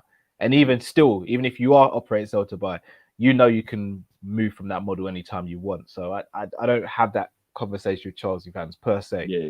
They went macros and just bought mad stock on everything. And now all they need to do is go and buy bread, milk, and vegetables because they go off every couple of days. Yeah, that's it. Exactly. That's 1975 Jamrock says nobody is punishing you, just feel entitled to it. So 1975 Jamrock, I'm going to flip it on you now and ask you a question. Why don't we deserve to be linked to buying the best players in the world? Why don't we? Hold on, did Jamrock say we don't deserve it? No, he said basically you were saying that you wanted it, and he was saying, you see when you're saying about the analogy of the consoles, and you're saying you're punishing me. He said they're not punishing you. You just feel entitled to it, and I'm asking why shouldn't we feel entitled to it? Yeah, I'm actually asking a question now, like why should? Yeah, 100%, 100%. Because again, we are Liverpool, like. I tell you why I'm not even going to use an analogy for this. It's just what it is. We pay for Sky, we pay for BT, we pay for gate receipts, we buy the merchandise, we do all the things as fans that keep the club afloat. If we as fans just ask, right, hold on a minute, guys, we're not doing too well here. We're watching our main competition do so and so and so. Can we keep up, please? That's not entitlement. Because if you're not here to keep up, what are you here for? And I mean, no disrespect whatsoever to these clubs I'm going to name, but I think they just know their level anyway. We're not Southampton. We're not Newcastle. We're not Wolves. We're not any of those clubs where... Sorry, really sorry to cut you, Drift. All right, guys, in the comments, so what I'm just going to say this once. You can either agree or disagree with me, Drift, or Jamrock. That's absolutely fine. Leave out certain comments that you're saying about Jamrock. That's what I will say. Like, Tony don't be rude, guys. Don't be rude. Like Tony, I'm allowed to bring up your comment. Just be mindful of what you're saying, people. Yeah, like you don't have to agree with me and Drift, and you don't have to agree with anyone who's on the opposite side. We agree to disagree on this channel, yeah, and it doesn't turn into abuse. If it turns into abuse, kindly, you can go, or we will remove you permanently. So we'll leave that there and Drift, go for it, bro. So I can't remember what I was saying. What was I saying? I think we just talk about the whole entitlement, etc. Yeah, I totally lost my train of thought. Sorry to interrupt you. No, that's cool. If they're abusing Jamrock, yeah, guys, like we can agree to disagree. Don't be rude about it. That, you know what I mean? But certain comments I see and I weren't too keen on.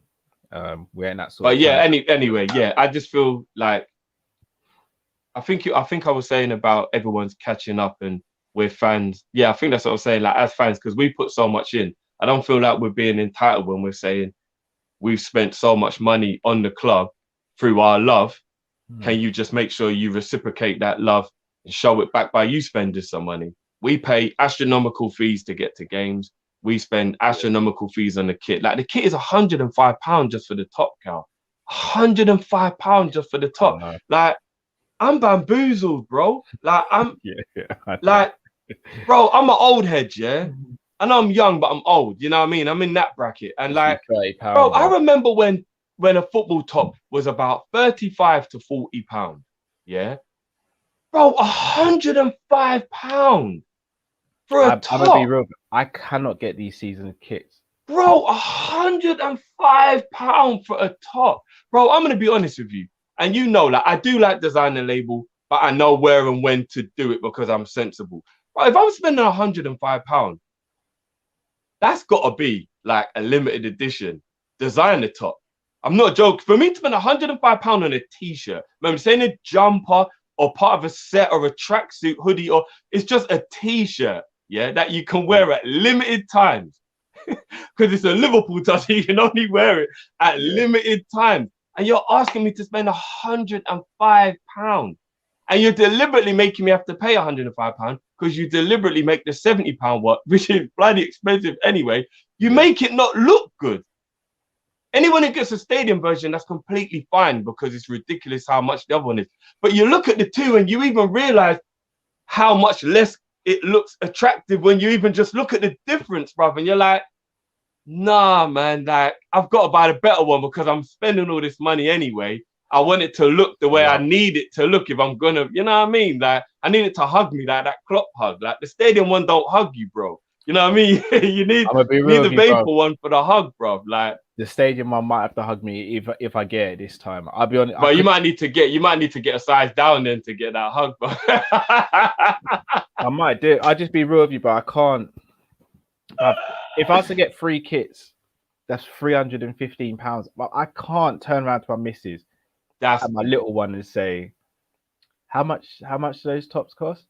Oh, what these? Yeah, just.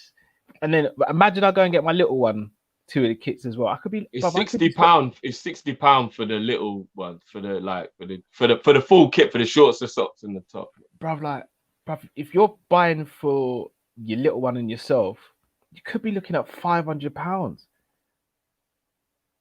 But I can get a little runaround for £500. You're damn right. I can get a runaround for £500. Again, I'm not trying to badmouth the club or anything. Like, if anyone's in that position where they can financially afford it, by all means, do you. But I don't want to put myself out to get these kits at the moment. And I'm like, and again, this is another thing where we had the energy for the Super League, but if we all went on strike and stopped buying kits, I guarantee these kits would come down in price very quickly.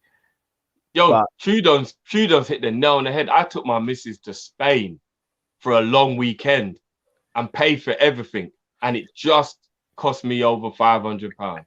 It's like I said, just when I look like a belly top on me. That is joke. Selection says 95-75 Jamrock. We read that one already. Pimper Distress says not forgetting. No, I've done that as well. Okay, I think we might be up to date potentially. Give me a sec, Drift. Fran's just giving me jokes saying that he can handle the he can handle the tag that don't say Nike on it. No. I'm not going to read it out loud because it's free, but Fran was just giving me a joke there. 1975, Jamrock says, Drifty, you're 1,000% wrong, like 1,000% wrong. Drifty, articulate how you know they have the money. Well, they're a public thingy, so you can see how much they're worth, you can see how much they made. Like, bro, they've got money, bro. And again, I know they're not as wealthy as the others, but they've got enough money to show love. We're not. There's never once on this channel or any Liverpool fan I've ever met in my life that's done something dumb and gone, oh, we need to be like Chelsea and spend 300 mil anytime we feel like it to make the squad better. Nobody's ever done that. We're just actually being like, if Mbappe is 100 to 120 mil, it's half of his value. It's a beautiful player, great investment. We can win things while he's here, and then we can actually make a profit on him when we get rid of him, if so need be. It's a no-brainer. We're not acting spoiled. We're not like, this is football. Like, I wish we could go back to the 70s and the 80s when it would just bring a man through the academy and bust the thing. And bro, Abramovich bought Chelsea, Sheikh Mansour bought Man City. I can't remember them people that took over at PSG. Madrid get the government to fund them. We're not playing on the same playing field anymore. It's not level.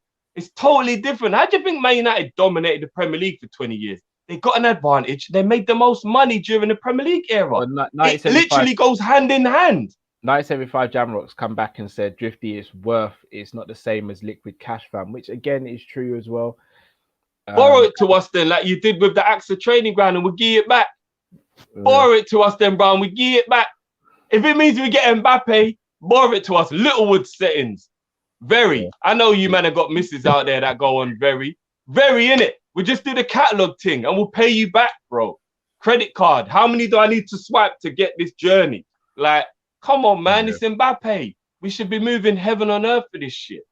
Mr. Tibbs09 says FSG need to enroll in a rehabilitation program for money for all addiction. Conroy, shout out to Conroy. Go subscribe to Conroy Talks if you haven't. Big up, guys. Konate, Silva, Basuma, Gazaniga, and maybe Rafinha. Is that a good realistic summer? Going with the 40 mil and under signings theory. Yes. The only thing is, I don't think that Rafinha will be under 40 million. I don't think Rafinha is leaving this summer, personally. And not only that, it's a great summer because we're accepting it's what we have to take rather than it being what we actually should get. But that would be a good summer. That'd be a Buendia and Buendia. Basuma and Rafinha would be a great summer. Especially the way we're moving. I'll be over the moon with that. Konate, Rafinha, and Basuma. That'd be a great summer. Oh my God. Ronald says American owners try really hard to emulate the NFL NBA model with hard salary caps. They have all the money, but try to have a self-sustained asset. LFT Sports TV says FSG, they really suck. Gangan Deep says, evening guys, hope you're well. Controversial, I think Klopp's sentimental loyalty to certain unreliable fringe players, i.e. Oxford Naby, has become a slight hindrance to our progressive rebuild. Thoughts? He definitely has favourites that I think mess up success sometimes. I agree with that. Selection says apparently City apparently bought Grealish already, hence why they've bought Buendia and they are going after Ward-Prowse. Is that Villa going after Ward-Prowse or City? Yeah, it must be. Do you know what? Ward-Prowse and Buendia to replace Grealish is bloody good business, I tell you. It is decent. Promo, have you man tried Twitter Spaces yet? No, we haven't. It's something that we may look into though. Yeah. A lot of and the Discord we're looking into as well. We're looking to have all avenues. Got a massive shout out to Paul Squire for your massive blessings, bro. Really do appreciate it. We still being outspent by not only teams we're battling with honours for, but even clubs way smaller than us. Whether we like it or not, money talks in football. We are Liverpool, one of the biggest clubs in the world of football. Enough love, Kop-Ish. I think that's a very good point as well. Very good point. Very good point as well. We do get outspent by smaller teams. It's actually a bit embarrassing sometimes, to be honest with you. Again, it depends on which way you look at it, because maybe it's embarrassing to them because they're outspending us and we're the ones reaping rewards of benefits for our better scouting. For example, Bournemouth spent more than us, but they haven't done good business. 20 mil for Solanke. Oh yeah, no, 100%, bro. The type of business they're doing is not that great. I totally agree. You have to spend money right. You don't just spend money for the sake of it, 100%. But bro, the intent of their spending shows the ambition, which is embarrassing to us, because there's no way there should be smaller clubs showing more ambitious intent with their spending than we are. That's embarrassing. Like, there's no way we should go into any summer and we're being outspent by like a Fulham or someone, and it's like, right, I know we're obviously a better team than them and we're already further along in our development, but their ambition during that summer was bigger than ours. That's crazy. Sorry, Anfield Road, and I'm so happy someone said this because I was going to say this. LFC did the exact same thing between 1960s and 1991. People act like we never broke transfer records. Shanks, Paisley, Fagan, Kenny all spent. Yes, they did. Because the fees were so much smaller than what we see now, people think they were cheap. At the time, we were breaking records. John Barnes held the record for a time as the most expensive signing, and we did that. We even did that with Collymore. Yeah, Collymore. No, real talk, we did. David James, like, we have done it. So it's like, I don't know where these small mentalities come from. FSG, bro. They've conditioned us, bro. Yeah. P. Hour, have you seen the links to Barella? You guys happy if we get Rafinha, Daka, Yuri, and the backup keeper? We've spoken on Daka to the wheels fall. Yeah, I don't want to. I feel like I'm being disrespectful to Daka. but I keep on saying I don't think he's good enough. But Rafinha, I'm not even gonna lie, you know, bro. I've been fully transferred over to the Rafinha boat. I know KG's gonna come for me now as well, but bro, I can't even lie about it. He is saucy, bro. He's my day. If we got Rafinha, I'd almost be as gassed as if we got pretty much anybody other than Kane, Haaland, Mbappe, Messi. Like you got those guys, and then like in that bracket below, I think Rafinha is getting me as gassed as any of them. You know, he's a special player, man. I can't even lie. I still personally prefer Neto. I know that already, bro. And I still love Neto, but that knee injury's changed a lot, bro. No, I hear you. Quickly on the goalkeeper situation, let me spend a minute on this.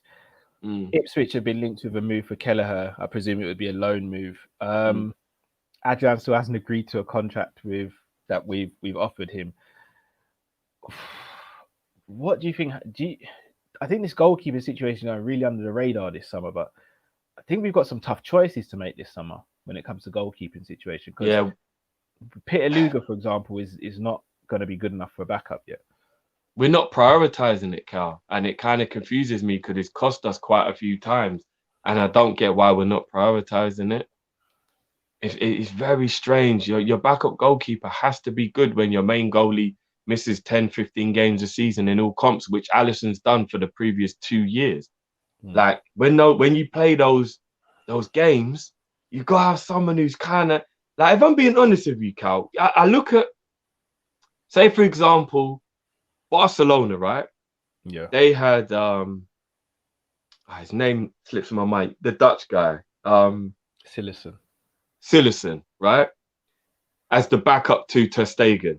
Yeah. When Sillissen said he wanted to duck out, they brought in Neto to be the backup. They didn't just bring in some dead ass anybody. Remember, they were like, Ter Stegen was brought in originally to be a backup. There you go, bro. Like, and what I'm saying is, he was a backup. That's the level of Man United, bro. They're gonna go and get Tom Heaton, and they've already got Henderson and De Gea and bloody Romero. Man United don't normally get things right, but they make sure their goalies are on smash, bro. Yeah. Like, what are we doing? Like, please just get a proper backup goalkeeper, man. Yeah. Please, like Liverpool, for 1 year, prioritize goalkeeper. Just 1 year. Come on, man. Yeah. Just 1 year, prioritize goalkeeper, please. BC says, guys, man. FIFA Fair Play now is not what it's set up for early on. So let's sponsor Red Sox for $500 million. They sponsor us the same, similar to the Etihad shady deal. I'm not speaking anything on that Etihad deal. I'm not. Apparently, Romero's left. Go and get him. That ain't gonna happen, Drift, man. He don't want to come play second fiddle anymore. He's done that for years now. He's collected his money as well. We ain't gonna pay him the same salary he was on at United. Yeah, I hear that, but you know what? You weren't really winning anything while he was on the bench. Come and roll with the winners, innit? Have you ever been in a Maybach with the top down? Okay. You know what I'm saying, bro? Finally, last topic. Anfield Road was given the go-ahead for reconstruction, which I think starts the end of this season and will conclude the summer of 2023. If I'm not mistaken, I think that will take our ground capacity to around 62,000, potentially even more. How big do you think that is for Liverpool? Considering I went to Anfield obviously before the new main stand was built, and then I've been there after, I don't want to speak for everyone, but for me personally, it almost feels like a different stadium. It is beautiful, bro. I know obviously you've been there. I personally feel like any modern extension or revamping to an old classic is always a good thing. Always a good thing, because at its foundation, it is still what it is. And then you just improve on it. Plus, the way our model works, this extra money is the whole point of this, right? We start to make more money from the stadium. I think we double our gate receipt from before the new main stand to now, right? Like, I think it's like, because you got all the executive boxes and all, I think it's like double the amount we make in gate receipts. I don't know how much this new thing will add, but what we are now, 54,000, it'll go up to 61, yeah? So An that extra will make 7,000 people if we got paying. 61, I think we'll be what? Is it the same or slightly less than Spurs? Will be more than the Emirates if we go to 61 because they're Yeah. 60. Yeah. I think we'll be the third biggest in the country then. So what is right? it? It's at the Is moment. it? I think Old I Trafford. think at the moment it's Man United, and then after Man United, it's Is it either Spurs? Arsenal or City. No, I don't think it's City. I think City's in the 50s. Maybe Arsenal might be the second. No, Spurs. Spurs. Yeah, Spurs. Spurs are 62 apparently, and Okay, so it's United, then Spurs, then Arsenal, then, so and then we'd be top. What's Newcastle? 52,000. How much is the Etihad? I mean, it's quite a lot though, isn't it? Isn't it like 60,000 or something like that? I don't know. I get confused because they never fill it, innit? I have no idea. Just bare empty seats. You're like, what's going on? Yeah, it probably looks a lot bigger than it actually is, bro, because they only get like half the seats filled, bro. So are we saying one of them was like when man does a little manscaping to try and lie? Yeah. Oh, look at this, babes. Oh, you shaved, did you? Yeah, it's the same thing. I'm gonna have to moan fake again tonight, yeah. You and your basic willy, whatever, man. I'll lie down then. 1975 Jamrock says it adds £40 million sterling to match day revenue. Hey, not bad. What, you mean the main stand now? Right, that's a lot, boy. Not bad at all. A lot. Or even if he means if we add the extra, that's a lot. Oh, Etihad's 45,000. Right, that's smaller. That's it. It's West Ham, bro. I knew it because West Ham got the Olympic Stadium. Yeah, I knew there was someone I was forgetting about. Jeez. Yeah, I knew there was someone else forgetting about. Hold on, there's only 45,000 allowed in the Etihad, and they still don't pack it out. Yes, bro. Why are you surprised? Oh my days. Drift. Quick question here from Brooklyn. If he became available this summer, would you take Sterling back? No. Just a quick one sentence. Why wouldn't you? I don't think he's good enough to compete with Mane and Salah. I actually think the best of Sterling was when he was actually at Liverpool. When he was young, he was raw. I feel like he's just become a very efficient textbook winger who knows exactly where to be at the right time to get the goals. And don't get me wrong, I don't think he's a basic footballer or anything, but I feel like if you go and play in a team where it's not just about possession football and then you just make sure you're there at the end of the move, I feel like if he came into our team where he'd have to do a little bit more than that, I don't know if he's ran himself into the ground. I don't know if he's fed up. I don't know if he's declining, as people like to say. But I've watched him in the last 18 months and he don't look like the same player he was 2, 3, 4 years ago to me. I don't know. Maybe he's rinsed. I don't know. Maybe I'm being unkind. But nah. And plus, the way he ducked out doing interviews and he bailed on us when we needed him and all that, you can do one, mate. Fair enough. I hope all them empty trophies mean a lot to you. No, it's fair enough. It's fair enough. I think that the way you feel about Sterling is how I kind of feel about Coutinho, so I get it. I hear that. But then again, when we're talking about sauce, bro, that's different. No, obviously, Coutinho's a better footballer than Sterling. Sterling's like lemon and herb. I think you underestimate Sterling. But I like lemon and herb, but it's very basic. You use the B word on purpose as well. Use the B word on purpose. No, I wouldn't personally go for Sterling. I think there are better players out there we could get. His level is going back to Arsenal. That's where he's been linked to. Go do your thing, bro. He's better than that. But Arsenal are a mid-table team. He's better than that. He's a top 4 player. He wants to go back to London. Go back to Arsenal, bro. I actually think Chelsea would probably be a good move for him. Let me ask you a quick question, Cal. Am I being liberty if at the moment, based on current form and achievements and what's going on, I ask, is it Timo Werner or is it Timo Walcott? Am I being liberty if I ask that question? You're not. That's mad, isn't it? That's mad. Shall I tell you? I just look. I'll be honest. I was so wrong about Werner in it. I thought Werner would have come to Liverpool, and we would have seen Torres-esque stuff from him. And when he went to He Chelsea, could prove us wrong still. no, he could. Don't get me wrong. When he went could. to Chelsea, I didn't think he'd have the same success as he would have had in Liverpool, but I would have expected him to do a lot better than he has. Right now, he's just a man who is on the pitch to run a defense tired, as opposed to give any sort of end product or. That's why I'm saying. That's why I'm calling him Timo Walcott, bro. Because literally, he looks like Timo Walcott right now. Yeah, Pace merchant. The thing with Werner, I think it'll be interesting to see how he does for second season. Timo Linton, that's deep.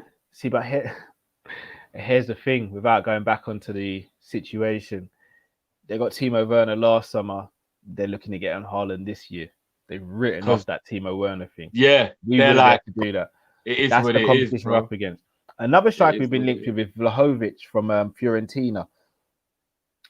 Again, from the times I've seen him play, I think he's good. I do think he's good, actually. Vlahovic is quite an accomplished finisher, left-footed as well, quite tall, quite strong. I don't think his overall play is that great, but his actual finishing is good. I wouldn't be disappointed if we got him. Put it that way. But again, I think we should be looking at Silva if we're looking at the level of player we can afford. Yeah, Silva's good as well. Andre Silva is the best for what we can afford. If I'm being, you could argue Vlahovic is similar standing to Silva. Vlahovic is good. I don't have an issue with it. I just want a player who's a little bit more proven, and I think Andre Silva's a little bit more proven. Yeah, I don't think I'm fully sold on Silva, and I was speaking to Conroy about this because I saw what you guys were saying on the show about him. He's just good. I don't get that special vibe from him, and I want a. I think the Euros will be a good test. It will, but again, Milan Baros got top goal scorer in the Euros. Does it really prove? Baros was a good player, bro. But as you said, he's a good player. I want more than just good now. I know, but this is what I'm saying. If we're being realistic, entitled. We know we won't get that, will we? True. What I like about Silva is he's a fox in the box. It's kind of what we've been asking. Vlahovic is as well, to be fair. Yeah, that's true. Yafu says Werner couldn't do what Walcott did at Anfield in the Champions League semi-final. Very true. Very true. Yeah, Walcott. That was probably the best I've ever seen Walcott in terms of being impressed. But he did. He nearly ruined my evening. Yeah, and then Gerrard and Babel quickly made the evening. Gotta love it. People underestimate Babel won the penny and scored the fourth goal to kill the game. So he did indeed. All right, people. So we're going to wrap up here. We're going to be back midweek. So obviously we're definitely back on Friday. We'll be back either tomorrow or Wednesday or Thursday. Oh yeah, sorry, Monday. Sorry, Carl. I know this is shady. Quarters, you mean? Yeah. Arsenal don't know about Champions League semi-finals. What were we thinking? It was quarters. Yeah, it was quarters. Yeah. My bad. It was definitely quarters. We don't know if we're going to be Tuesday, Wednesday, or Thursday. We're back, but we will be back. And then obviously Friday we'll be back as well. We'll obviously have our daily news show as well that we've got going on every day. Hence why it's called Daily News Show. So please do keep abreast of what we're doing on social media. Follow us on social media. This stream we've just done now will be uploaded to Spotify and iTunes as well. So if you're unable to watch, you can always listen as well. And before we go, another shout out to a man like Matt, second child. Shout out to him and his family. Love. May God bless him with patience and love. And sleep. Again, massive thank you to you guys who have watched. Whether you've agreed with what we said, whether you've disagreed, we love the energy. Please do smash the like button if you haven't already. Smash it now. All you have to do is scroll up, smash the button, and you're back in the live chat. A massive thank you. Share this amongst friends and family and any other Liverpool fans that you know of. We're going to try and get some guests on over the next few weeks as well as, we start building up to the new Premier League season, the end of Euros, etc. So make sure you do keep up to date with what we're doing on social media because a lot of news will be breaking on there. Drift, anything you want to say to the people before we take them out? No, man, just big up everyone as always. Love always. Been a great show. Been 700 to 800 people of you in there minimum throughout the show. Strong. So big up everyone. And yeah, let's just hope we got some good news transfer wise. You know what I mean? And just quickly, Cal, who you got for the Euros? Who you think is going to win the Euros? France. Oh, okay. I'm always going to back Holland, but I think Portugal are going to do it. Holland would have had a better chance if they had Virgil. Oh yeah, I know Holland can't win, but I'll always back Holland and Brazil. Other than England, are always my two teams, like just from growing up. Yeah, I think France have got the talent, but they've also got the tactical ability as well. Did you see the under-21 final yesterday between Germany and Portugal? Good game. Germany's got a couple naughty kids in that team. When did they not, bruv? When did they not? Bruv, Germany's got some naughty kids in that team, boy. When did they not? Portugal's another shout as well, though. No. Portugal's youth team is really good as well. Yeah. I'm talking about Portugal for the Euros as well. Oh, for the Euro. Yeah, I think Portugal's going to win the Euros. I do. Oh, you do, yeah? Yeah. I think Portugal's going to win. Again, maybe I'm being slightly biased, but I think if they had Neto, then I'd give them a better chance. Oh, if they had Neto, they'd have a better chance, but they've still got ballers in their team, and they'll be all right. They have. But yeah, people, thank you very much for watching. Stay safe, stay blessed. We're Kopish and we're out, people. Take care. Peace.